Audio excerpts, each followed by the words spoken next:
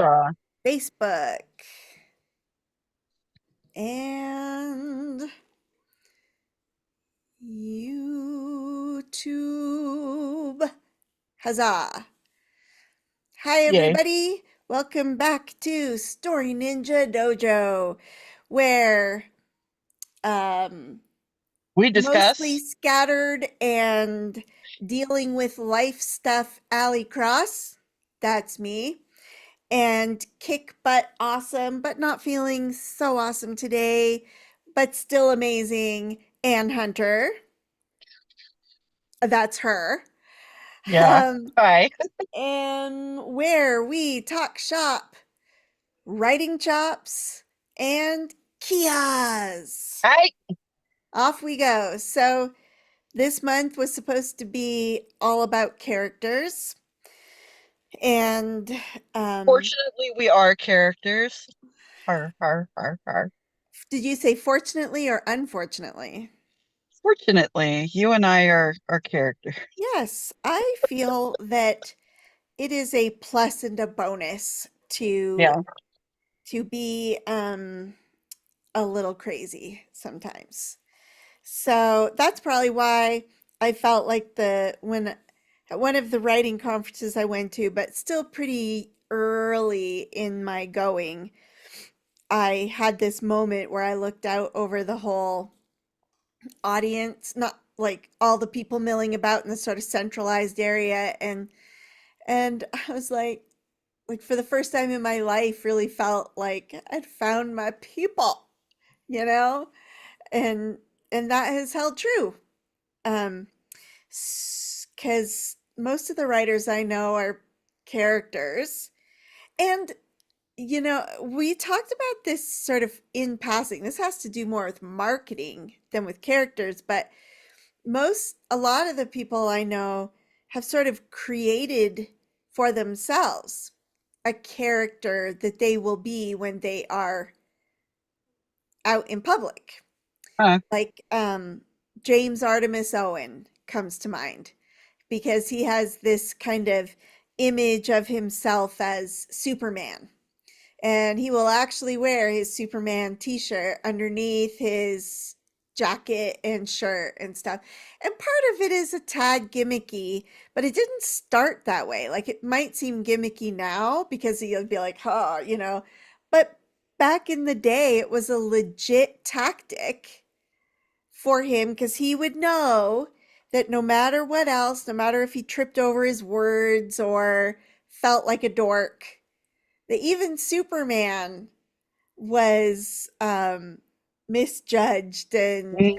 and everything, and nobody knew that underneath he was this badass um, superhero. So it's and I've met others who are the same, like who have kind of created Side these. tangent. Yes, go. In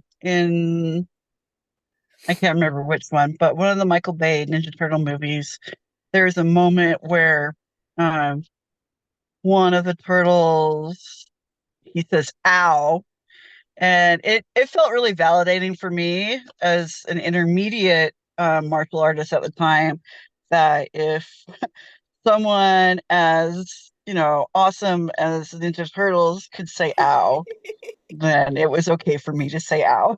That's You don't have awesome. to be tough all the time. Right. So, we super apologize, guys. We've been absent 2 weeks. It's crazy. And it's all my fault. I apologize. My husband was in the hospital the first time, the last um, Tuesday in March, and he is still not really better.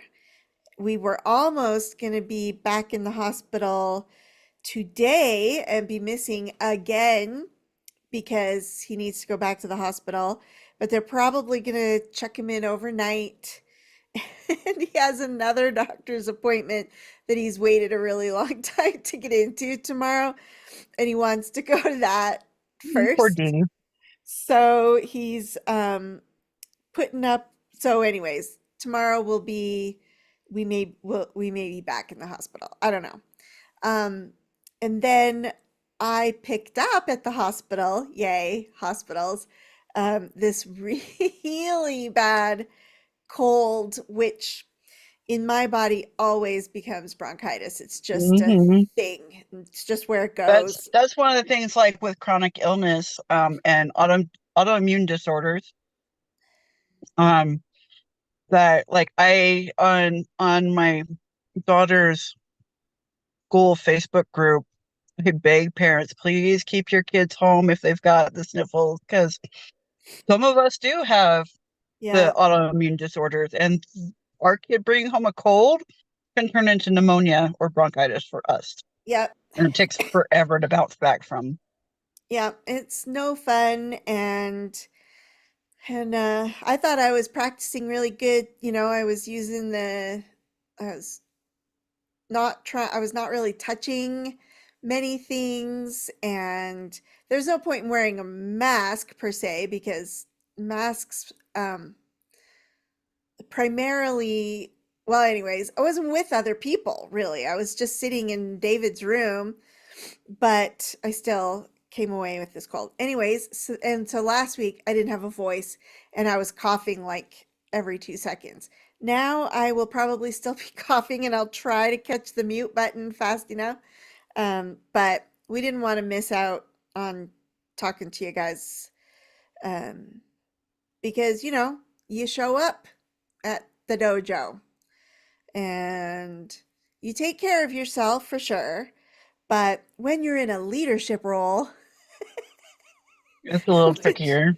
which we are, so and you guys aren't going to catch our germs from there. So we're here. We just might not be all here. Um, and so that's why we're really not very prepared, but that's okay because we can talk characters. So we wanted to talk about the different types of characters and how you use them and why you would use them. So, do you want to kick us off, Anne, or do you want me to? Uh, you can go ahead and I'll comment Okay. So, I mean, of intermittently. course, we've got our like the main players, right? You've got your protagonist or the hero, um, and then you've got the antagonist or well, or the villain or anti-hero. And Anne's got some specific stuff to talk about the anti-hero. I mean, technically, it is an anti-hero, the villain or whatever, but sometimes, especially in like contemporary stories or whatever, where you don't have a true villain, you're going to have this anti hero or a morally gray character. I'm Like the Batman. Mean Girls on Mean Girls. What? I said, I'm Batman. Batman Yes. is a good Right. example of an Yeah, anti-hero. because sometimes his behavior can seem quite villainous, you know, and he has his own priorities, but they are not always other people's priorities, like city damage or, you know, other things that he considers to be reasonable collateral damage and the like. Whereas, you know, Superman, well, he still beats up buildings and stuff too, I guess, but he is much more concerned about the whole thing. Yeah. He would So, be like, if you're doing a D&D chart, he would be like lawful good. okay, what's a D&D chart?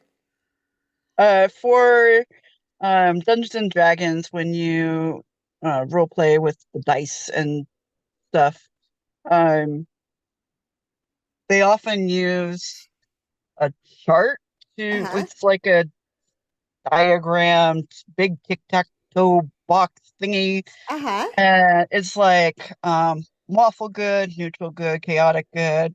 And then, it goes from good down to like a couple of lines later down to evil. So you've got lawful evil, neutral evil, like true evil, Huh, and yeah. interesting.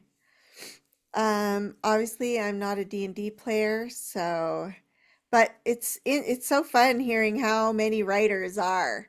And certainly I think I got my first novel book idea from playing D&D, but it was just a very brief stint at university and I did write that book though. It's horrible, but I did write it. Oh golly, I sure did. Um okay, so then what other kinds of characters do we have? I talk a lot to my students and stuff about the character foil. And I get a lot of this sort of like, oh yeah, but like, oh right, oh yeah.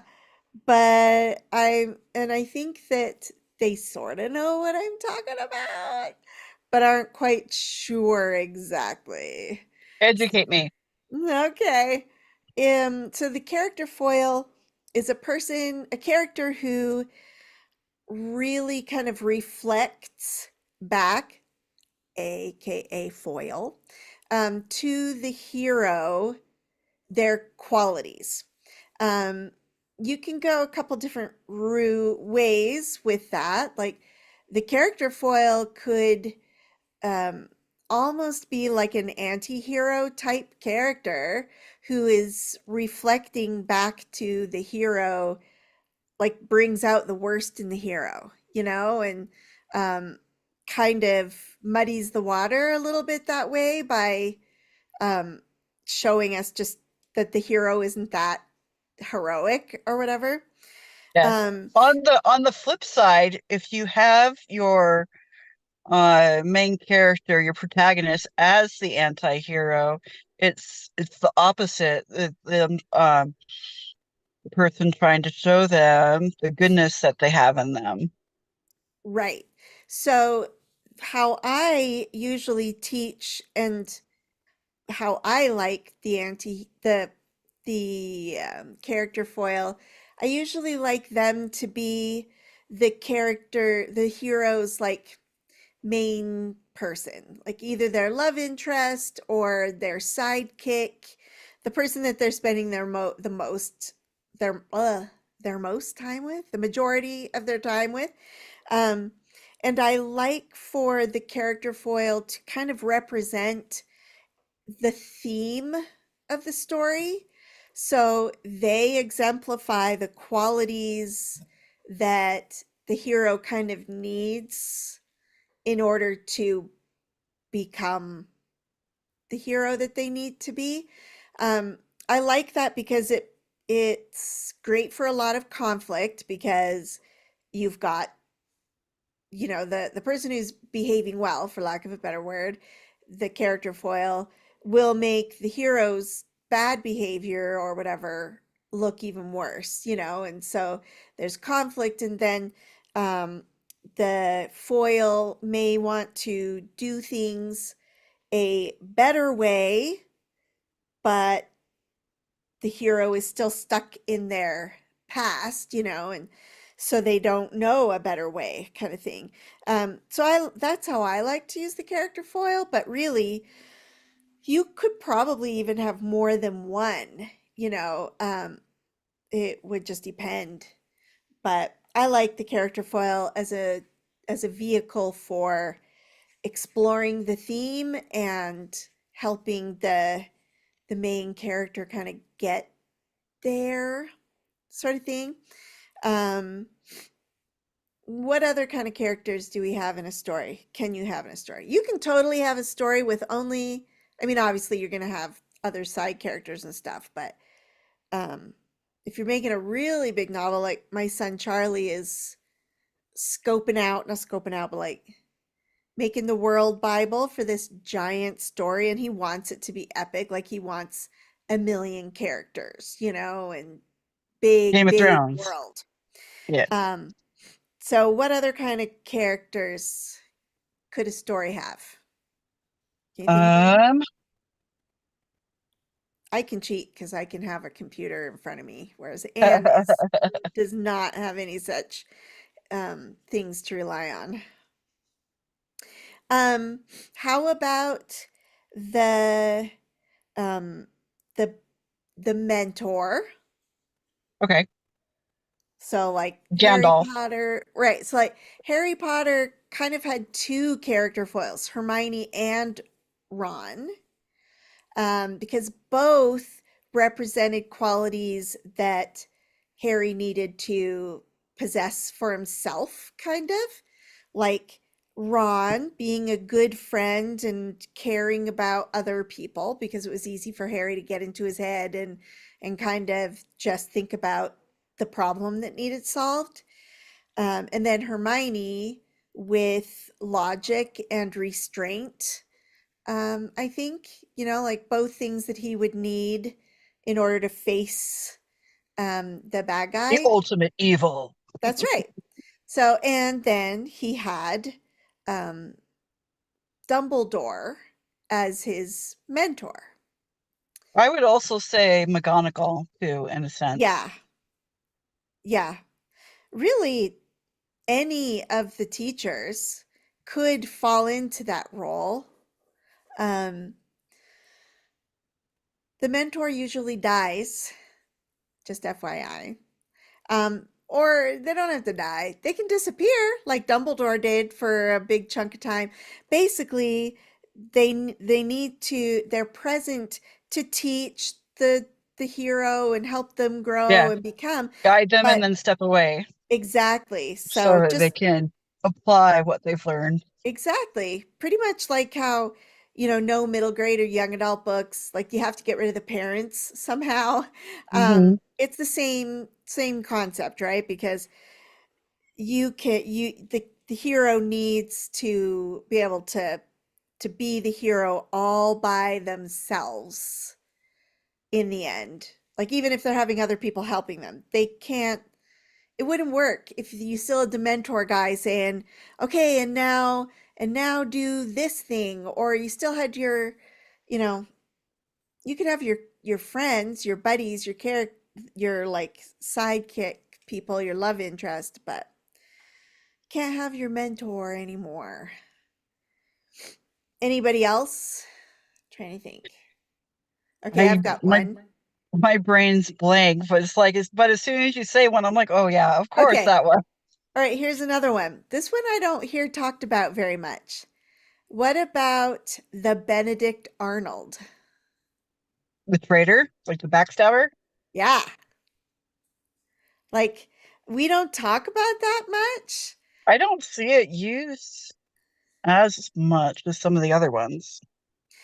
Yeah, because nobody likes to write the person who is your close friend and confidant or whatever. Oh, But good then example of this would be what's his bucket and Percy Jackson, who he was actually like, yeah, I can't spoil it. Go watch the series on Disney. They did a good job, but it's a great example of Percy becoming friends with someone and completely trusting them, like almost besties, only to discover at the end that they were the bad guy the whole time.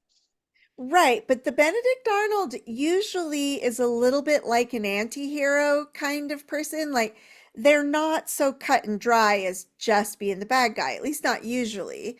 Like usually they are friends for real. And it's just that it can be a difference of, okay, like Adam and Eve, right?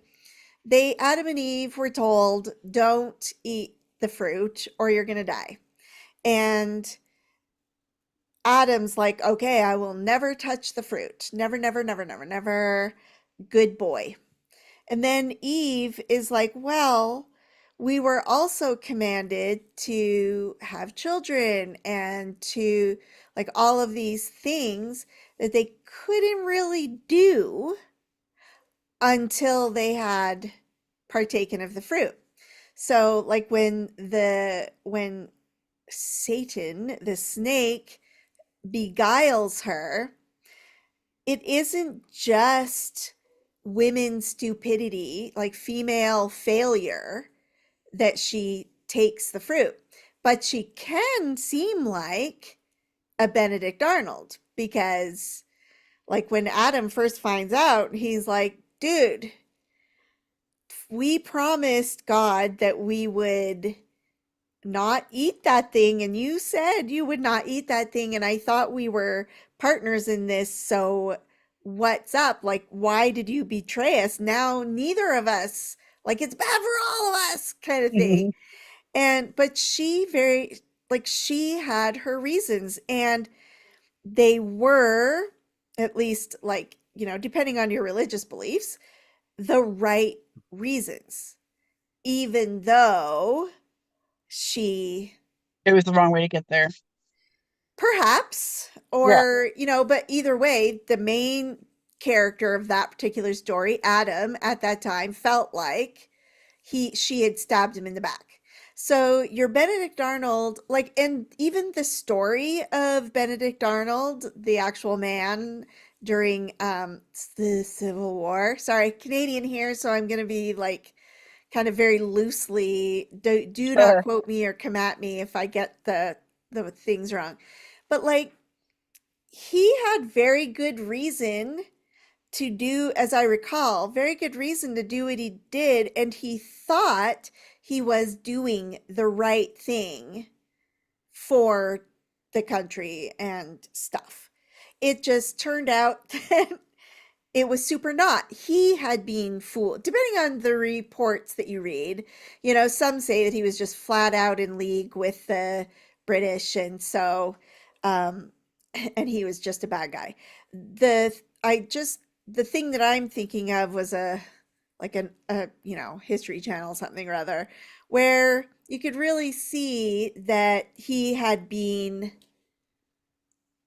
misinformed and had tried to do his best, but it turned out very badly for him and for the rest of the troops. But so that's where you get the name Benedict Arnold. But so I think the Benedict Arnold character can be really super fun to write because of all of the internal conflict and everything, and all of the misinformation and misdirect and hurt feelings and stuff. I think it's a very juicy character. And one of my students, I have read her first book. She's getting ready to query it, and she has a Benedict Arnold character, which, like you said, is like you don't see it all the time. Yeah.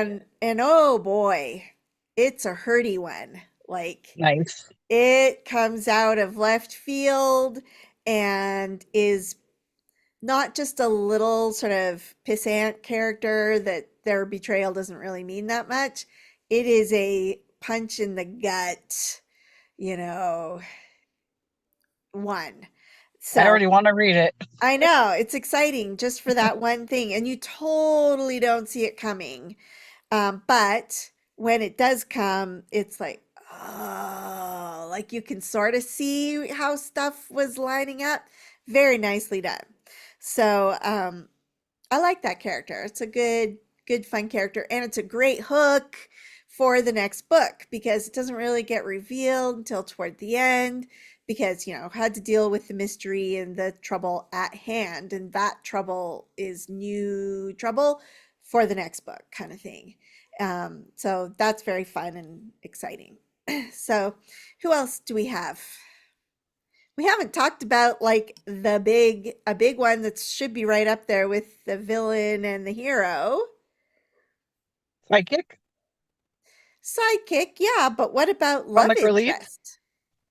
Love. Well, I wasn't sure if like you could qualify that as a character type so much as something else. I don't know. Yeah. Yeah. I tend to write my love interests as co-heroes. Like, as I tend to write boy girl partnership, kind of like where the guy and the girl both have skin in the game, kind of thing, and whether they're both fully realized, like, I don't know. But yeah, so okay, so who else? What else? What other Well, type of going back characters? to the love interest, like Yeah. in um my series. My main character, Which one? her Dream Runner or North Oak. North Oak? It's Okay. always North Oak. Well, I don't know. I mean, you've got awesome characters in Dream Runner too. Dream. Oh, thank you. Um, but yeah, my main character, Alex, her love interests are both foils to her because they do Yeah. show her, um, yeah, how to be better and what she is, and yeah, good things. Okay, No, I so totally agree. That's probably why I kind of like didn't mention it because usually that is the love interest is my character foil. So, because isn't it? I mean, it is usually our in real life love interests who are the ones in our lives who can help us be better, mhm. who can very kindly point out to us our like maybe this thing should be worked on or whatever. Um, so so yeah, so there's that. Who else? You might I hear said the word what? Go ahead. psych psychic. That was Sidekick. Yeah. So with again, for me, it's usually the character foil.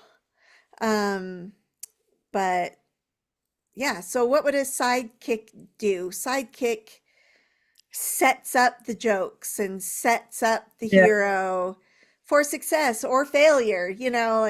They're the one who's usually getting them into trouble or sometimes out of trouble, but mostly into trouble, right? Um, so that the hero can learn the things. So the sidekick is kind of like a like helps the hero move because it can be really easy, and I think this is where like the middle that people get concerned about because the hero without something moving on the hero can get stuck in places, but that's where the sidekick can be very useful, right? Because you can have a sidekick come up and be like, dude, did you just hear that they just opened some you know to racers like beginner race? I'm thinking North Oak. I've got North Oak on the brain now. Like, somebody could come in from an and say they just read about this thing and it's an open call. I don't know if they do like open call type races or whatever, but like races where you don't have to have the qualifications or your horse doesn't Right, have to be a right. certain age or whatever. Um, and the hero would be all like, no, they don't want to get sidetracked from getting ready for the race that actually matters or whatever. Hmm. But that's boring. Yeah. So the sidekick can convince the hero that that this is just the kind of low pressure exposure that the hero needs for Hmm. her and her horse. And Yeah. Or, catching the attention of other trainers so she has future career exactly. opportunities. So, and then of course, chaos ensues and more trouble is made, Oh, we love the or angst and chaos. or awesomeness happens and trouble ensues because sometimes too many good options are just as troublesome, or like the hero might choose like to totally leave their stable and their trainer to go with someone else that looks shiny and new and like, ooh, they're the one that makes the stars or whatever. But Yeah. in that stable, they're low man on the totem pole, small fish in a giant huge pond, and Yeah. don't get Blue the collar personal guy. attention and everything else. And so yeah, so then she has to try going crawling back for forgiveness and everything. So sidekicks, gotta love them, sometimes hate them, Mhm. but you know, I often find that I relate best to my side characters. Like even though they're not on the page as much, I somehow manage to write them like supremely well. And but probably I don't know what that is, but it's a fun little thing because my readers usually like my secondary characters. So we talked about our primary characters, and a lot of what we talked about are secondary characters. What about sometimes you You guys, guys, um, Guieg. might hear the term tertiary characters. Oh yeah, like the supporting cast. Yeah, yeah. So it's good to know what that means. And those I characters don't. actually love writing tertiary characters and Yeah, giving them some history. yeah. They're kind of freeing to write because they don't have to have a role in the story. So there's like no pressure around them. But the richer and you can make them, obviously, the more real and 3D your Yeah, book is going to feel. yeah, and I think it's very grounding in whatever world the writer creates. True, that's what I wasn't thinking it in as good a words as that, but I was thinking that they're the ones that make it feel like these people are real and are living in a real Yeah. place because Hmm. like I have read love romances, bad romances, where it literally feels like the only people in the entire world are the main character, the love interest, and maybe one or two other characters. But it really doesn't hold up. Like they tend to be, well, bad, but shallower and everything. You don't really connect and love the characters. And I think it all has to do with how well you've created the set pieces, Hmm. which include the tertiary characters. So, um, so what else? Do we have any other thoughts that we want to like? Oh crap. Sorry. I am multitasking. Yes, I am. I am unraveling yarn as we're talking. That's And fun. I just was unraveling the actual piece, which is not what I'm supposed to be doing. Um, so gotta keep that safe. So, how much, Anne, do you think about all these character types Oh my gosh. when Well, you're oh, writing? I don't think of character types so much as just the voices in my head, and they get written down however they come across to me. I kind of feel like it's more of a spiritual thing where you just sense somebody else in the room with you, and I just do what the voices say. I don't So, know. I've always loved writing anti-heroes and villains, and a lot of my stories, even when I was a kid, they just came off that way. Like uh-huh, my it wasn't like the purely good person. Um they usually end up their worst enemy. So that's always fun. And yeah, I'm a sucker for a good villain. Like Thanos is one of my favorite villains in Marvel just because you can almost agree with him that uh-huh. what he wants to do is Yeah. good. Well, I mean, in my very first book, my one of the main characters is Lucifer or Loki, and I make a pretty darn good argument in there for why Desi doesn't kill him and why she still loves him and what his whole game plan was and like yeah, I Yeah, I it's fun. I feel even in my real life I feel like I kind of know where Satan was coming from, you know? But I think that that's a writer talent, Hmm. because we love our villains. Like we could write the worst, horrible. Okay, I did just read a book where there was really horrific torture of young girls happening. It wasn't like super on the page, but the aftermath and everything.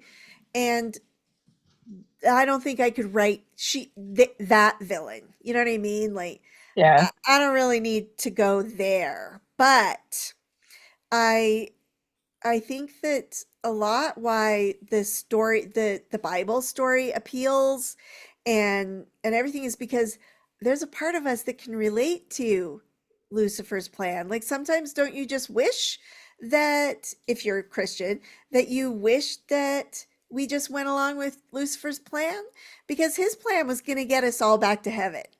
You know, we just had to do everything his way, like the right way, but we would all win, you know, in the end. And or Cain, how many people are like, I can totally see feeling like sometimes like you just hate your brother or your sibling and can kind of see like maybe not the full on killing them, but yeah, Trust me, I'm pretty sure they attempt it.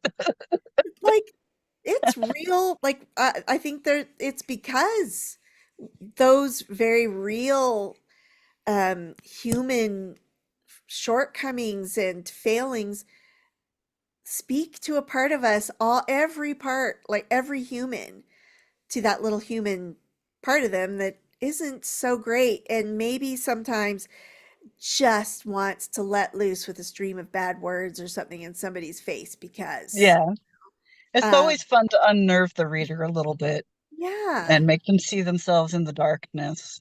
exactly. How cool is that? You are very twisty Oh, and which I think you were going to say, "Oh, thank you." And I think that it is a thank you. thank Um I, you. I think it is something worth. So, I was going to agree with you on how much I think about character types because I don't really think much about character types during any of the dreaming process, plotting, planning process. Um, I do like more because even though I like to fill out an outline and everything, which might then say, well, do you like I know who my character foil, like who the love interest or the sidekick, whatever is going to be. And I know who the villain is going to be, but I don't really plan beyond that. I do use knowledge of character types in the revision process because like if there is say a tertiary character who I could see doing something really naughty like backstabbing or whatever, who I could see being in that position that would make things twistier and more fun for the reader because they're, you know, I'm going to do it. Yeah. I'm going to build that character up and turn them into a Benedict Arnold or whatever and add more to my book, to the story and everything. Um Same with if I see that the villain isn't really very villainous. They're really just super conflicted or they've taken the very same information that the hero had and just seen it a different way and is trying to do the right thing the wrong way. Like so then I have an anti-hero instead of a true villain. You know, and so I think that I would do a lot of that post drafting like in the revision process. I might think a Refining it. little more seriously about the character types. But so I guess by that, I think our message to you, to whomever may watch this, is that don't get too hung up on all the different character types and Yeah. stuff. Just write the story. Yeah. Yeah. That is what I think also. Like Charlie, my son, he's doing so much work. Like he built this whole Discord. The whole server is just his book basically and he's like made like all the channels are different aspects, different characters and different things, everything, and so much time and effort and work has gone into this thing that I worry that a book will never happen, because he's already used up. Like, I worry sometimes when people spend, and for some people, like Brandon Sanderson, that is absolutely part of their process, to create, to deeply create and build out their magic systems and worlds and characters beforehand. But I worry sometimes that some of the magic of storytelling is lost.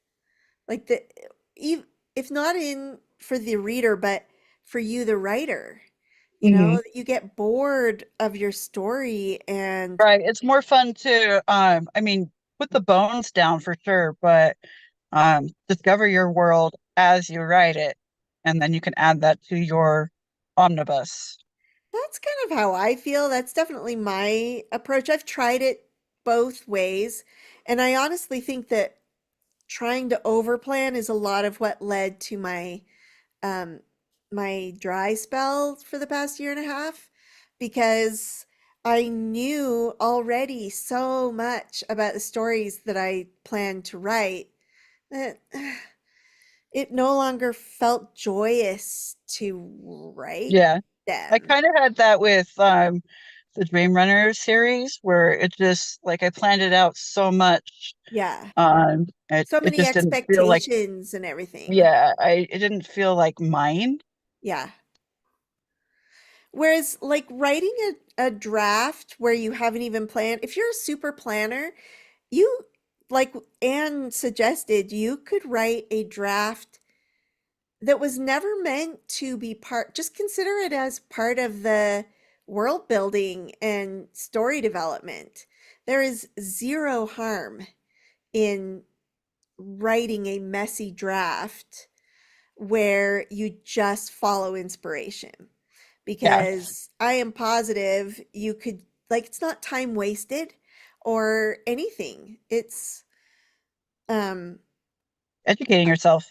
yeah, and about the story, and I think then then if you like take some time to sort of parse that out and build a better story around it, if that's what's necessary, then you still have the magic, like, because you wrote magic when you were just drafting. And I think you would still retain some of that magic, whereas sometimes I worry that the books that are just so super, I don't know. I can't speak of the books. I guess what I really mean to say is I worry because many students and friends that I've known over the years never did write or publish that book that they spent forever on, and for no good reason, just that they haven't.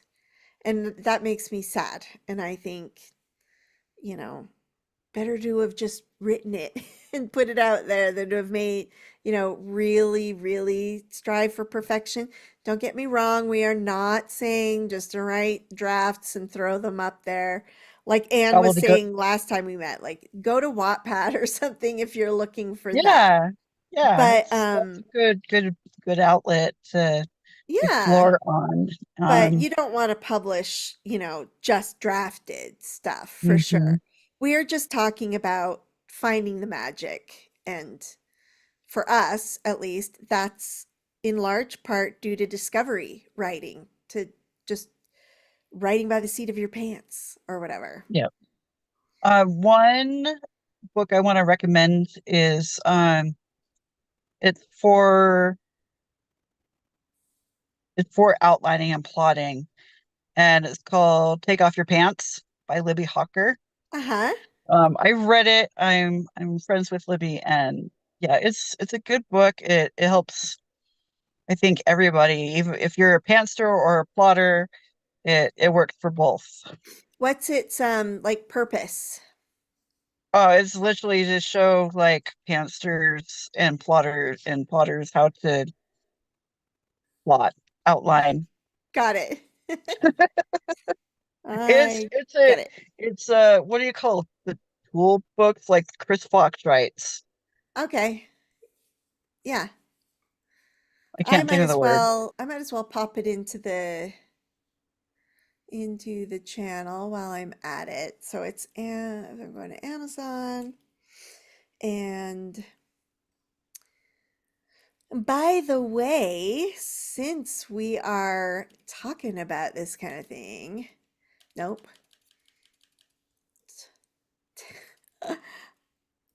Um, Libby. Okay, there it is. Um, I have just created my very own beat sheet. Oh, Ooh. I'd love to It's see those. it's called the Storyteller's Roadmap. An unforgettable, no, a beat sheet for writing unforgettable stories. And so maybe I'll write a book about it. Yeah.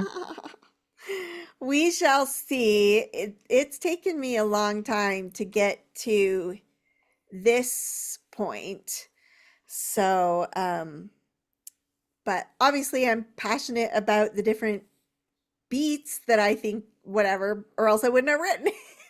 But it hasn't been like vetted by real live writers yet, except for by me. So I am trying, like, currently it is with a few people, but they're not doing anything with it. I need somebody who's outlining right now to help me because, as Anne knows, I don't like to wait. I put I something. hate I hate waiting on other people. I know. Sorry. Um, yeah. And I have having said that, and I have frustrated Anne many times by saying, I just put this, like, I've been like, have you done this yet or looked at this yet or whatever? And she's like, yeah, have you done it? And I'm like, I just did it. And she's like, dude, I'll like, yes, I will when I have a minute. And I'm like, no.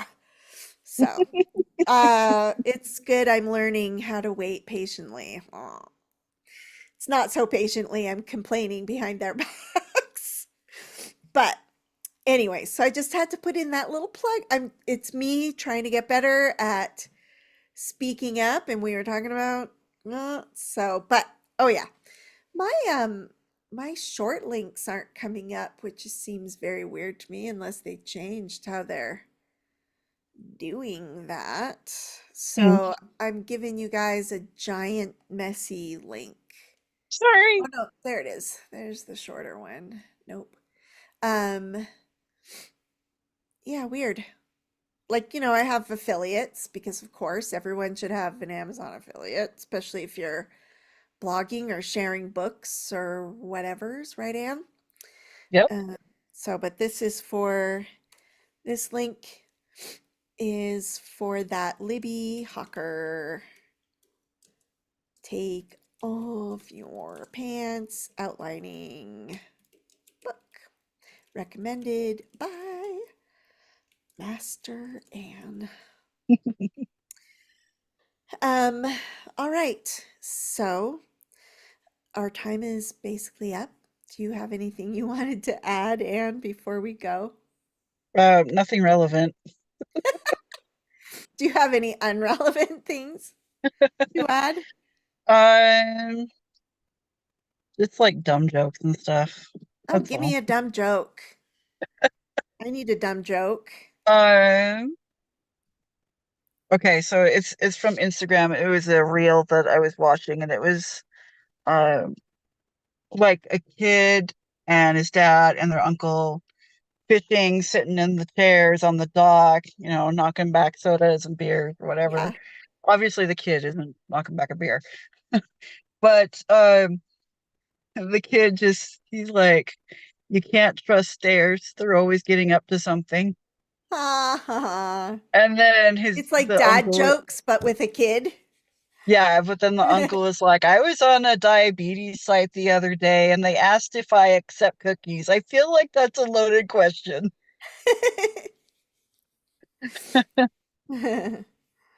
I can Dumb see stuff like that. you. I bet dad jokes are right up your alley, Yeah. I think. because you're quite punny. Um, Um, my kid actually comes up with jokes. Annie, Yep, she's how she's is really clever. how is Annie and her terrible teens? Um, Annie's my preteen. Um, Who's I been suffering from the terrible teens, right? Like I thought she she was. Do I have it wrong? um I don't know. Grace is more. Oh, I don't know. Anyway, I guess Annie raising just teenage feels daughters, it's any day is different. Like could be either one. gotcha. My 11-year-old, she just feels everything very passionately, very Uh-huh. deeply. Yeah. So she comes across as sensitive, and she has rage issues, which is awesome. Oh. Uh, I like to. This is awful. I like to post things on my Facebook and stuff of reasons my 11-year-old is crying. And it's these wild reasons like he can't play the ukulele. Yep. He can't go to the craft store right now. Yep. It's just like These are these life things that problems. I shouldn't mean, normally bother a kid. yep. Yeah. And she has a meltdown in her room and beats the crap out of the walls in the Hey.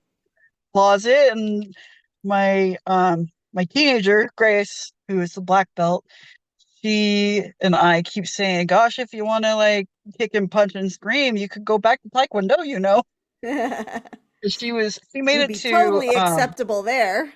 yeah, she made it to green belt before she started having anxiety attacks over going. So Uh-huh. So, Anne, how is your writing going? we are on When we last pause right talked, you now. were doing your marketing research again, and it was Still, going really well. yeah, it's I've got like 9 pages of authors that I'm researching.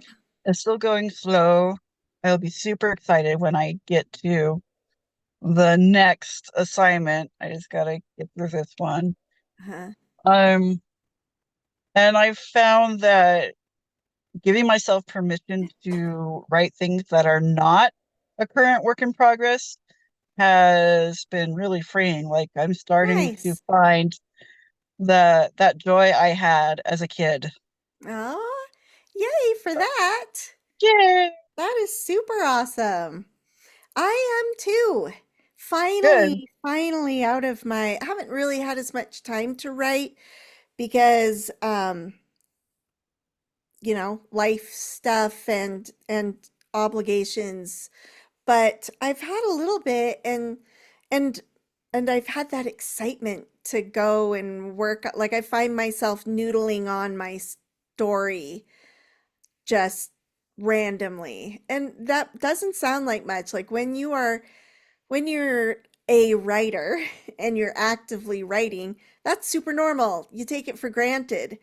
But in this long drought that I had, I couldn't even thinking about a story. I was just kind of uh, like there were no sparks. But it feels so good to just be driving or whatever and be thinking, like creating scenes and stuff in my head. Yeah. So happy, joy for me. Huzzah. Yeah, Huzzah! I'm guilty of not doing anything last week. It was spring break. I actually like the last 2 days before spring break ended, I gamed on my Xbox for like 12 hours straight. Oh, sweet. I was actually so sad that my life Anything. had taken its little downturn because I had been looking forward to your spring break so that we Oh, could get together. I know we hadn't yeah. made any plans, but I was sort of assuming, that Yeah. we would do something. And And then everything like went, well, David got sick and then I got sick and yeah. It's eh, okay. good This times. is this like It's spring, life. not spring. Summer break will be here next month. Yay. It's So hard to at the end of imagine. next month, we can do something. We can Yeah, do for sure. a big hurrah! We're done with Hurrah school. is Three true. months. So, folks, I do not have a kata for you this week. Do you have one?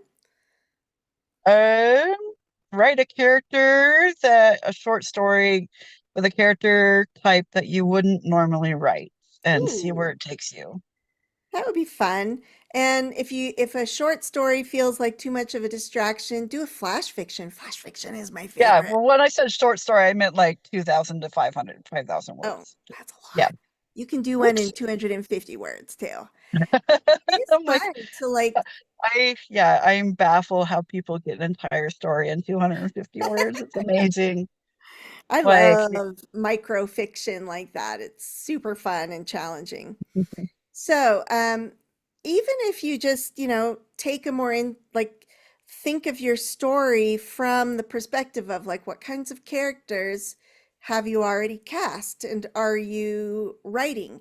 Because knowing their potential role in the story could help you think of um, new and cool and twisty, evil things to do with them to make your story, to increase your tension, pacing, general awesomeness. So, um, for now, it's time to bow out.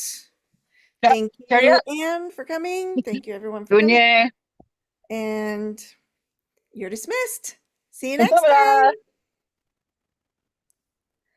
Bye, everybody.